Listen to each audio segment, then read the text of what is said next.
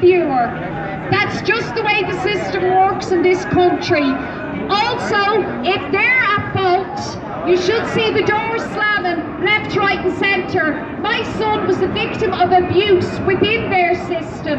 They were at fault, and nobody in the legal world, nobody in the medical world, and nobody in the HSE or TUSLA would claim responsibility. The person in question, I was told there wasn't a care order on the bloke who abused my son, but there should have been a care order on him, but I was told that's just the way it is in this country.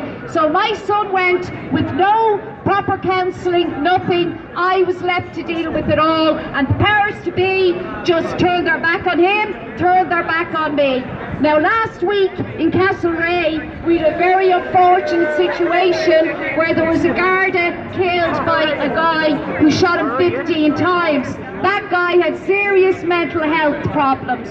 So what's it going to take in this country for the government to wake up and realise that we have a seriously flawed system from the bottom to the top?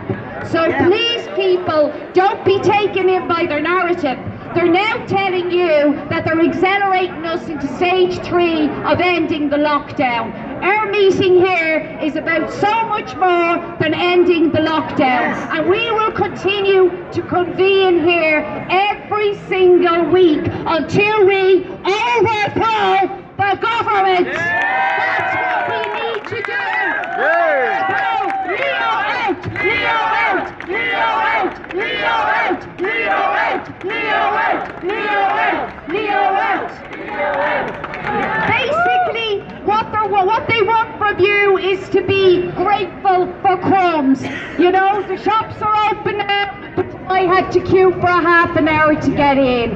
Don't concede to their new abnormal. It's a new abnormal, it's not our normal. We don't want it. We want our own lives back, as imperfect as they were. Let us work from that premise. Let us get rid of these gangsters,